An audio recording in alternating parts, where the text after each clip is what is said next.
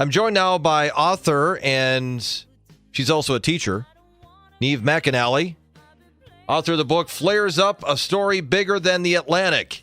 Niamh, thanks for joining me today. I appreciate it. Thank you so much, Jay. Lovely to be with you. All right. So first of all, tell me about the book and yourself. I mean, actually, start with talking about yourself, and then we can get into your book. Certainly. I'm from Ireland, and I was raised in a theatrical family, and I worked in television and started to travel the world at a young age. And in 2016, I was doing a year of volunteer travel, and one final project was to help a solo sailor crew his boat from Florida to the Bahamas, which was only supposed to last 1 month. And I ended up living on the boat for 6 years and marrying the captain. Okay. And did you know when you were doing this that you were going to do this and you're going to go write a book about it? Not at all. We were sitting in Antigua on the southern end in English Harbour at Nelson's Dockyard, the the UNESCO Heritage Site. And so we were sitting there and we heard that these two guys were going to come ashore, having rowed 3,000 miles across the Atlantic in a rowboat, 20 foot long. And I was fascinated. We'd been at sea in our 40-foot sailboat, and I didn't even relish the idea of being in a little wooden rowboat. So we jumped in our dinghy and motored out to the mouth of the harbour and saw them cross the finish line. And when they do, it's part of a Talisker Whiskey Atlantic challenge to row from the Canary Islands to Antigua. And when they do finish that line, they stand up in their boat, light these handheld flares, and just hold them up. And it's like their Olympic podium moment. And I was so in awe and like crying. It was such a magical moment. I ended up taking some photographs, and one photograph really captured the scene. And when they came ashore afterwards, we went up and showed it to them. And one of the gentlemen said to me, you know, that summed up not just the 70 days we were at sea, but the entire 4 years of struggle it took for us to get to the starting line. And we invited them onto our sailboat for the following night for dinner, and they found out I was a writer, and we discussed the idea of my writing their story. And just looking at some of the pictures in the book, it is amazing what they were able to accomplish. And this is a long stretch for them, and there was certainly some challenges. You know, sitting in wet for a long period of time, that's not going to be an easy thing to do, and your muscles probably get worn out. I mean, it's just got to be really taxing on an individual to do this. Absolutely, and these two men were middle-aged. One was 55, the other was 65. And the 55-year-old had suffered a brain hemorrhage a few years prior. And he decided when he got his life back, he said, I'm going to do something spectacular. He learned how to row in order to do this. He had never rowed before. And he was a firefighter. And his other friend that he met in Newcastle in England, where they started from, was a business entrepreneur who did some challenges. But neither of them had done anything like this before. And like I said, it took them 70 days to get across the ocean. But the real story when I was talking to them was not about how they did it, but really about why they did it, how it affected their families, and how the experience changed them as human beings. And I said, that's the real story. And that's why the book seems to be so popular at the moment, especially with book clubs, etc., because it's a family dynamic story. It's not just about how to row an ocean, but it's how the whole event of taking on any kind of major challenge can affect the entire family. In taking something like this on, without revealing too much, because we, of course, want people to go and buy the book and find out all the details, why did they do this? What were the family reasons why these two men decided to go and take on this challenge? Well, the firefighter had, throughout his life, he had suffered dyslexia as a child, and he was always told he wasn't good enough. And for him, it was a way to prove himself, to say, I can do something extraordinary with my life. The other gentleman, Phil, he had a disabled son from birth with cerebral palsy, and his entire life was dedicated to making sure he stayed fit and healthy in order to take care of his son. So that was his dedication. And interestingly enough, during the process of writing the book and my interviewing them over a period of a year, actually during COVID, they realized that more and more of the real reasons started to come through with the more probing kind of questions I started to ask them. So 70 days, 9 hours, 11 minutes is what it took them. Did they have an estimation as to how long they thought it would take? Well, I'm not sure if they did really. There's two of them in the boat, and at every one time somebody is rowing. One person's trying to sleep or make the meals, or put communications back to the organizers. So they weren't sure how long it would take them. They had enough food on board to go 90 days if they had to. But they got caught out in a couple of storms quite near the Canaries at the very beginning, which slowed them down quite a lot, and they had all sorts of challenges on the boat, but they were kind of pleased that they got they got in 70 days. When you say challenges, was there ever a point where they thought that they weren't going to make it? The boat might get capsized. I mean, dealing with a storm in a rowboat, that's presenting just the idea of having to deal with that sounds just kind of terrible. Absolutely, yes, they did run into that very early on, and so many things went wrong. They thought, is there a moment where they should turn back? And it's quite an interesting part of the book, that whole discussion. There's just two of them on that boat out in the middle of the ocean. So let's, if people do want to get a hold of the book, Flares Out, find out more details. Clearly, there's a lot more to it than what we're discussing here. Where can they find the book? Well, it's actually available on Amazon.com, and it's also available in an audio book. The actor Jeremy Irons wrote the foreword for the book, and he actually narrates the foreword on the audiobook, which is kind of cool. And I narrate the rest of the story, and it's available on ebook, which Kindles on Amazon, and also on print book.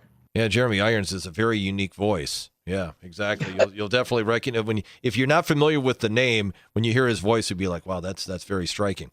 I wanted to bring up to a class that you're teaching. So you're teaching a class on how to write books. Tell me about how you got involved in that. Well, interesting enough, I had been doing a lot of presentations with book clubs after they read Flares Up. And so many people were asking, well, how did you write this? And how did you get into the heads of these other people and portray, male thoughts, and you're a female writer, etc. And I realized that there's a storyteller in every one of us. We all know that there's a book in us. We all have our own personal story to tell. And they said, I could never be a writer. And I went, you know what? You could. And here's what I'm going to do. I started out with an exploratory workshop. I brought a bunch of people together in Florida in a classroom. And I gave them some prompts. I said, here's how we're going to unveil this. And I'm going to bring out the writer in you. And I took it from there. We started doing like courses, etc. And now this year into 24, we're going to start offering those online so that people who are not in the state of Florida, or actually I've had people in Ireland asking me, well, when are you doing one in Ireland? I said, well, now this year we'll probably do them online so it can reach everybody. And it's amazing. Some people have family stories they just want to pass on to their generations after them. Some want to write a novel. Some want to write their own memoir. And one of the interesting things is that no matter what it is you're writing, every one of them has to be in story form in order to really capture that reader. Even if it's your own family member, you want to hear the story behind the subject. What is the key in telling a good story? Because, I mean, like you said, everybody's got a story to tell, but not everybody's great at telling it. I think the main thing is to, first of all, decide who is your reader. Who do you want to have to read this? If you don't want anybody to read and you're writing for yourself, then it's your diary. But if you want somebody else to read it, you need to engage them. And so the best way I find is you write a scene in such a way that you put the person, the reader, actually into the scene, and they're reading it and they feel they can be connected with the story. And one thing with Flares Up is that, yes, there's not all of us are going to row an ocean, but the elements behind setting yourself a goal and pushing past obstacles, that's why the book is so relatable, that people grasp onto it. It could be climbing Mount Everest. It could be as simple as you've put something off, like calling a distant friend that you've kind of let go of. Little things like that will inspire you. And I think that's the main crux behind writing, is to bring the reader into where you're at. How do you develop characters, and how important is character development in getting people, the reader, to get attached to these characters and maybe even just root for them? The interesting thing is, you, as a writer, you have to gather all the information about your character, whether it's fiction or a real person, everything, their backstory, all the way back to their childhood, because it influences their actions, as they do things. And once you do that, not all of that information is going to go on the page, but when somebody's reading it, they see a rounded figure. They get the whole three-dimensional person, because, like, for instance, let's say I never mentioned dyslexia in Flares Up for Paul, but part of his triumph was passing an exam to get into the fire brigade system. You would realize how big a deal that is from, but that's because I know his backstory. So understanding a backstory when you're telling a story, even if it's a true story like this, you need to be able to have some development of who these characters are, why they're doing what they're doing, to give people reason as to why this story is one that needs to be told. Exactly. And one of the things in any storytelling is they call it an arc of a character. The character starts off in his daily life, something happens. In this case, Paul had a brain hemorrhage. And as he takes on the next part of his journey, he develops as a human being. And that's really the story. And that's what carries us along. Because most good drama, you'll see a change in the character from where they started to who they have become. And again, it flares up. That's what happens. These lads started off rowing a boat, and at the end of the trip, they were different human beings and how they interacted with their families, for instance. Niamh, can you tell me, are you thinking about writing another book? Actually, I've already written another one. There's one coming out in September called Following Sunshine, and it's a voyage around the mind, around the world, and around the heart. And it actually serves as a prequel to Flares Up because it tells my story growing up in Ireland in a theatrical family and how I became a freelance mentality person, and I had lots of different careers. But I took a year out to volunteer travel around the world, kind of giving back and learning from different communities in remote locations in the South Pacific and also in Australasia. And then eventually that final project was to crew for a solo sailor. And who knew that that was going to change my entire life? So the last part of that story is the amazing love story that you couldn't expect on a sailboat. We used to say that neither myself nor Gary would have picked each other out of a lineup. But when you're 24/7 in a 40-foot space, you get to know each other from the inside out. And that's the story behind Following Sunshine. Oh, so this is kind of a reveal of your own personal love story. Absolutely. And it brings us right up to that moment where we are watching the two lads come ashore. So in that sense, it works as a prequel to the book. So yes, we're very excited. That's coming out in September 12th. And that'll be available also on Amazon and various bookstores. We'll be doing some launches around the country as well. Okay. And Niamh, if people do want to get more information about your classes, to learn how to write a book and you'll be an author themselves, is there a website that you're working on that people might be able to go to find out more?